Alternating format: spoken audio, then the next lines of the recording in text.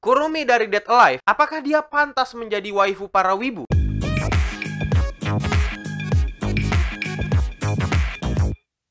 Halo Indo Gamers, para wibu denial, selamat datang lagi di Wibu Lokal. Acara akan membahas anime, manga, dan jejepangan lainnya. Dan kali ini saatnya kita mulai. Apakah dia pantas menjadi waifu? Jadi hari ini aku mau mereview waifu kalian, para Indo Gamers wibu denial. Untuk episode kali ini kita akan nge-rate Kurumi sebagai waifu. Apakah dia waifuable atau tidak? Untuk menilai Kurumi sebagai waifu, kita akan mulai dari asal-usulnya dia. Kurumi berasal dari anime Dead Alive yang mulai tayang di tahun 2013. Di anime ini, Kurumi berperan sebagai karakter yang setengah jahat dan setengah baik. Aku nggak tahu tujuannya Kurumi di anime ini apa, masih cukup ambigu buatku. Tapi dia suka godain main karakter di episode 7 di season 1. Meskipun hitungannya cuma karakter pendukung, Kurumi berhasil mencuri perhatian para wibu dengan suaranya yang ara-ara. Selain suara ara-ara, Kurumi juga punya kesan yang misterius dan membuat banyak orang jadi penasaran dan ikut suka sama development karakternya dia. Saat pertama kali muncul di anime, Kurumi memang memunculkan kesan yang misterius, apalagi dengan matanya yang beda sebelah. Selanjutnya, kita akan bahas pengkarakteran. Kurumi memiliki karakter yang terkesan misterius dan dewasa. Kurumi di sini sering menggoda Shiro dengan cara yang cukup ara-ara. Jadi, pada dasarnya dia sering memberikan fan service ke kita para penonton, yang menurutku itu adalah poin plus buat Kurumi. Kurumi juga punya sisi yang brutal ketika sedang dalam mode agresif, atau kalau lagi berantem. Sifat ara-ara dan brutal sadistik ala Kurumi itu cocok banget, sampai-sampai dia dikasih codename Nightmare. Suara Kurumi juga memberikan kesan kalau dia adalah karakter yang dewasa, misterius, dan manja. Setiap kali Kurumi ngomong ara-ara, kalian pasti akan merasakan hati kalian bergetar, kaki kalian bergetar, dan tubuh kalian kejang-kejang. Ya, nggak separah itu sih, tapi kalian dapat poinku. Kurumi juga punya suara yang enak banget didengar karena punya kesan yang dewasa dan manja. Apakah itu bagus? Ya, jelas bagus buat aku. Konon kabarnya, kalau kuda dengar suara ara-aranya Kurumi, kuda bakal melahirkan kambing. Oke, selanjutnya desain karakter. Sepertinya agak kurang kalau kita tidak melihat dan meneliti karakter Kurumi secara langsung. Nah, maksudnya gimana?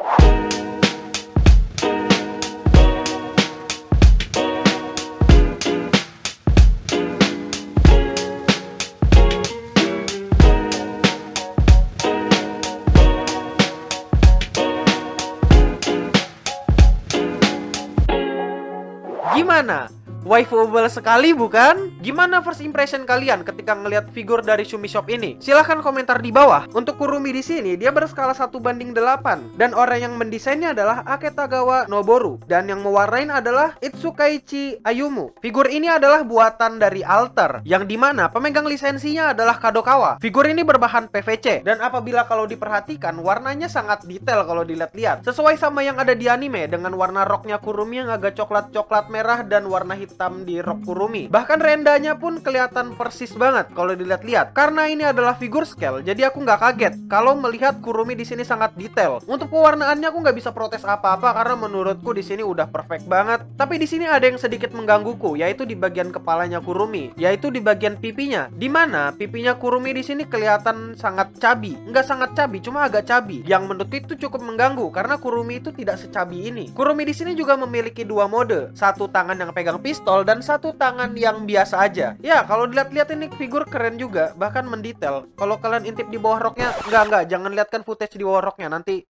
ya jangan. Jadi itulah Kurumi dalam figur scale 1:8. Oh iya, buat kalian yang masih baru dalam dunia persultanan, aku kasih tahu jenis-jenis figur biar nggak bingung-bingung amat sama kata-kata seperti scale 1/8 itu apa. Action figur itu ada macam-macam. Pertama ada Figma, figur yang diproduksi sama perusahaan Max Factory. Nah, Figma ini adalah figur yang cukup fleksibel karena bisa diubah-ubah posenya. Biasanya selain bagus buat pajangan, mereka juga bagus buat di foto-foto. Nah, ada juga figur yang bentuknya chibi gitu. Salah satunya Nendoroid. Tipe ini lebih mengutamakan cuteness daripada ukuran. Ekspresi dari Nendo ini bisa diubah-ubah, tangannya fleksibel juga, dan juga dia bisa ditambahkan aksesoris-aksesoris khusus gitu. Dan juga ukurannya nggak gede-gede amat. Seingatku, Nendoroid itu produksi dari Good Smile Company. Terus ada juga jenis prize figure. Biasanya ini jadi alternatif bagi semua orang yang mau punya figur, karena figur ini harganya cukup terjangkau. Tapi tentu saja fiturnya nggak selengkap yang harganya di atas. Kalau untuk dipajang, jangan ditanya, masih oke kok untuk dilihat. Kalau di Jepang, biasanya price ini bisa didapatkan di mainan arcade atau mainan capit-capitan kayak gitu. Terus buat yang sultan, ada pilihan lain yang namanya scale figure. Detail pewarnaannya bagus, terus skalanya sesuai dengan apa yang ada di anime. Aku bisa bilang figur ini mahal karena skala dan akurasinya yang benar-benar pas. Makanya kalau beli scale figure ini biasanya ada tulisan 1:2, 1:3 1:10, 1:7, 1:8, 1:4, dan banyak lagi lah. Jadi seperti ukuran asli yang dikecilin, namun detailnya tetap tidak hilang. Sebenarnya ada banyak jenis lain seperti pop dan lain-lain. Tapi itulah kata-kata yang bakal sering kalian temukan kalau mau beli-beli figur. Tentunya ada juga yang biasanya figur KW yang entah buatan dari pabrik mana dan siapa yang bikin gak jelas. Makanya figur itu punya lisensi tersendiri. Kalau mau bikin figur itu perlu izin dari pemegang lisensi. Biasanya yang pegang lisensi suatu anime atau bagian dari komite produksi atau publisher. Jadi kalau mau bikin figur dari suatu anime perlu beli lisensi dari mereka, dan itu adalah salah satu pendapatan dari anime. Itulah kenapa banyak figur yang harganya lumayan. Selain pembuatannya yang ribet, ngurus lisensinya juga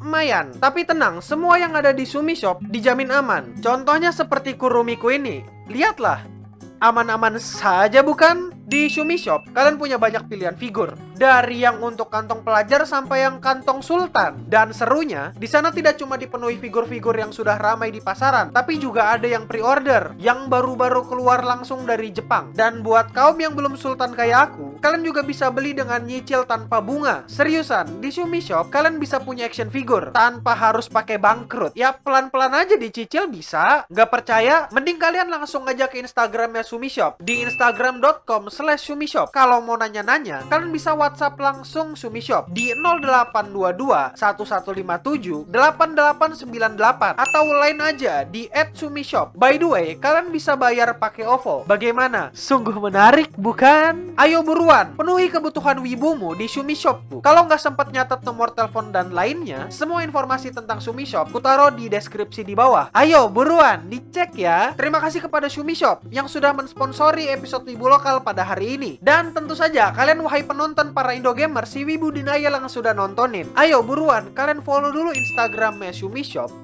Buruan, aku nungguin nih. Buru, 5, 4, 3, 2, 1. Udah follow? Bagus, aku lanjutkan closingannya. Jangan lupa subscribe dan share video ini ke teman-temanmu. Like juga dan subscribe juga Clean Sound Live, karena kalian bisa nontonin live streamku di sana. Dan itu aja untuk episode hari ini. Untuk kita semua, stay clean and sound. Dadah.